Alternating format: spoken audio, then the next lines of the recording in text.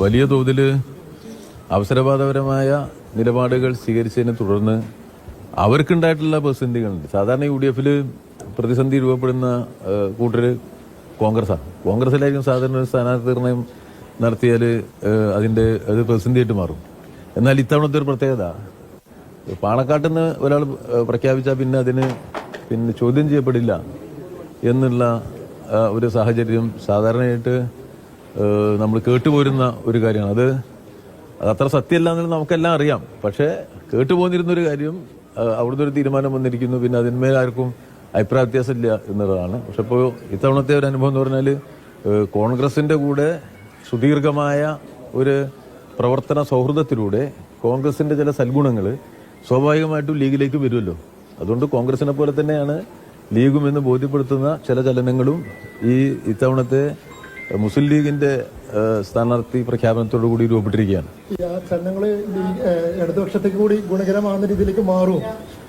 അല്ല, അതിപ്പോ നമ്മൾ സൂക്ഷ്മതലത്തിൽ നമ്മളിത് പരിശോധിച്ചുകൊണ്ടിരിക്കുകയാണ്. നമ്മൾ മനസ്സിലാക്കേണ്ട ഒരു കാര്യം, ഈ UDF രൂപം കൊണ്ടിട്ടുള്ള പ്രയാസങ്ങളും പ്രതിസന്ധികളും ഇപ്പൊ ലീഗിൽ വ്യാപിച്ചതിനെ തുടർന്ന് അതിന്റെ അനുരണനങ്ങൾ ഉണ്ടാവും എന്നുള്ളത് നിസ്തർക്കമായ ഒരു കാര്യമാണ്.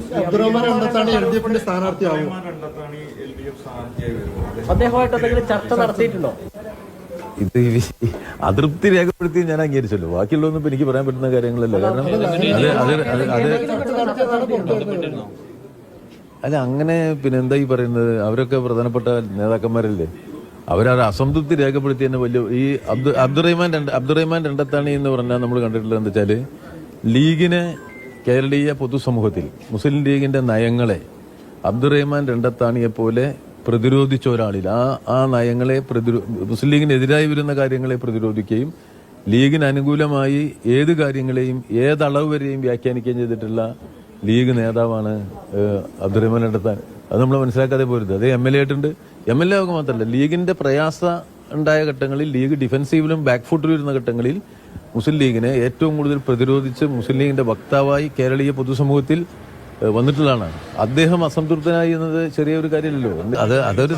അതൊരു സത്യമാണ്. ഒരുപാട് മുസ്ലിം ലീഗ്, ഞങ്ങളൊക്കെ ഇവിടെ ഉള്ള ആൾക്കാർ, ഞങ്ങളെല്ലാവരും നല്ല സൗഹൃദത്തിലാണ്. അത് സ്വാഭാവികമാണത്.